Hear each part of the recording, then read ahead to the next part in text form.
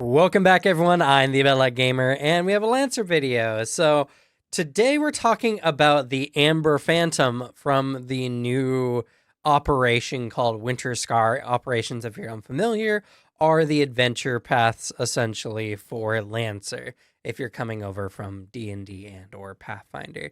So the Amber Phantom is my favorite because it's really, really cool, and two, it has a very interesting premise, and honestly, it's an incredibly powerful mech. Now, it's a striker frame, just like its counterpart. This is actually a variant frame on the Metal Mark license. So, the Metal Mark itself is a stealthy assassin style mech. Its biggest feature is turning invisible with its tactical cloak, you can see here, kind of behind me. And that's it. It's all about turning invisible, attacking priority targets. The Amber Phantom, though, is a lot more than just a striker, and it's not nearly as much of an assassin, though arguably, considering it is found in the Metal Mark license, it's going to have some capabilities to turn invisible and do a lot of damage. And it does do a lot of damage in the build, but there's a little bit extra, and I think this is going to be a very interesting one. So let's take a look at its stats. So as we can see here, rather than having one armor like the Metal Mark, it has 12 evasion over the 10. So this mech particularly trades its defensive capabilities for having an insanely high evasion. Evasion 12 is ridiculously high. And considering that you can boost your evasion by adding agility to your build, yeah, the Amber Phantom is just going to build a ton of agility to make it nearly impossible to hit. Though, as with many things in Lancer, you have to be careful when you kind of overinvest into one thing. There's usually always some kind of counter, and there's a variety of different types of weapons, like smart weapons specifically, that can make this mech rather vulnerable. So, considering its absolutely abysmal E defense, you have to be incredibly careful if the enemy has any kind of smart weapons. So, investing in some hull is always going to be a great choice. But I'm going to state that I also think engineering is really good in this particular build. I would actually not go super high into agility, just taking some of the base agility, maybe boosting a little bit higher so your speed is also higher. But hull and engineering are the two things I would boost the most, considering this is what overall will give you the best benefits. Because if you hit a smart weapon using enemy, you're kind of going to be in for a lot of trouble. So you kind of don't want to put all your eggs in that basket. Though I will say, if you're already kind of going a hyper agility build for other mechs, you can add the Amber Phantom to your repertoire to, at least if you know there's no specific types of enemies that use smart weapons, then yeah, you're going to be completely fine. And if anything, you're going to be a god on the battlefield, especially with their traits. So taking a look at these traits here, first we have hyper awareness. So at the start of each round, until you act, all attacks against you are made at a +1 difficulty, and you make all saves at a +1 accuracy. This rewards the Amber Phantom for going last in the initiative, but that's not the part that necessarily makes it particularly strong. We'll get to that here in the possibility mapping when it comes to its core system. But hyper awareness is really good, and it already enhances its defensive capability. Having a high evasion already and stacking difficulty just flat out on all attacks against it is pretty good, and technically can help against smart weapons. Granted, your E defense is so low that it's not going to make that big of a difference. But still, hyper awareness is ridiculously good, especially if the enemies are not using smart weapons. Battle Oracle is also really interesting, and actually one thing I really like about this mech in particular. So once per round, when a hostile character misses you with an attack, it may pull a character within sensors within sensors up to 2 spaces in any direction. That's really good. You have some heavy, tanky, slow players on your battlefield. Well, you can give them a little boost once per round as long as the enemy misses you. And considering the difficulty and the fact that you have an insanely high evasion, this is going to go off pretty much any time, though it does reward you for being in the line of fire, which is incredibly dangerous considering our lack of armor on this mech. So you do need to be careful when using this, but honestly, with how high your evasion is, the enemies are not like... So for most situations, until you hit high rank licenses, the enemies are going to be striking with a +1, maybe a +2, which means that in order to hit you at base, they already need to roll like a 10 or 11. With difficulty, it's a minimum 1, maximum 6 reduction on their attack, meaning in actuality, unless you have moved already, they need to roll a 11 or 12 to hit you, which is 40% chance to hit, which is really, really low when you consider everything. And if you invest in your agility, that gets substantially lower, making this particular mech insane and have really good support capabilities. Now, you can also move an enemy within 2 spaces, which is really good. And there's no save or anything. It may pull a character within sensors to up to 2 spaces in any direction. Now, the reason for this is essentially Battle Oracle is this mech kind of hotwires the brain of the pilot and increases their sensory capabilities to such a degree that they can essentially tell the future.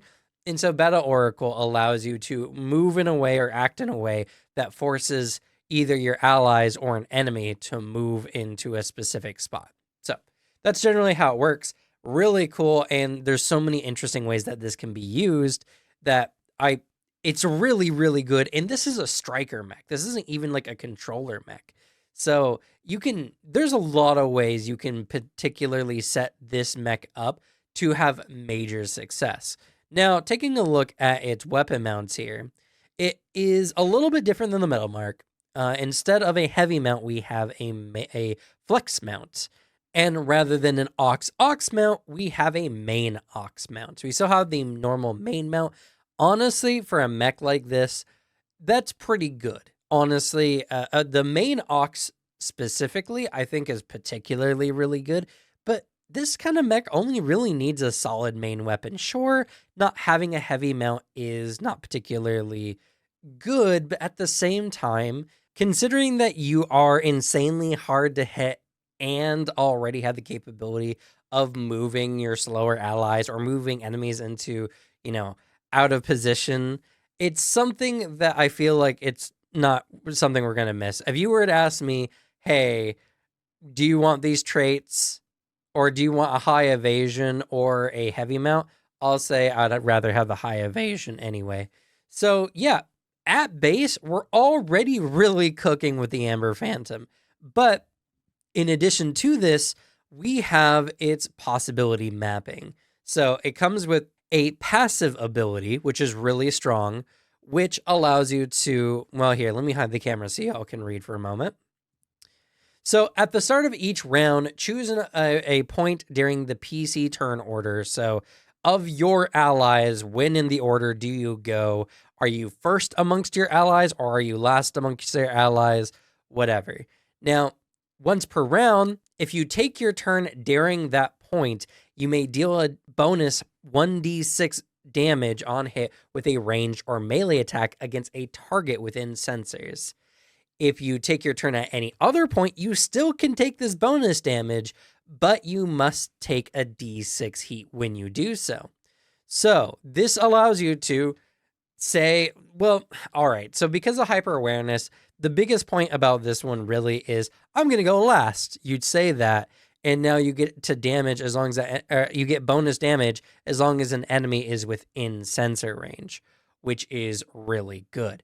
Now, because of this, again, you're very likely to want to go last. It's just what it is.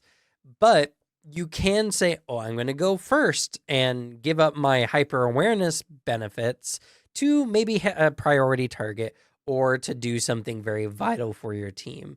So most of the time I see this as, you say you're going to go last and hope nothing terrible happens. But at the very least, unless the enemies have smart weapons, you're going to be okay. You even get a bonus accuracy to your saves. So you're one of the most protected mechs out there just at base. And that's not even including if you have something that gives you like invisibility, for instance.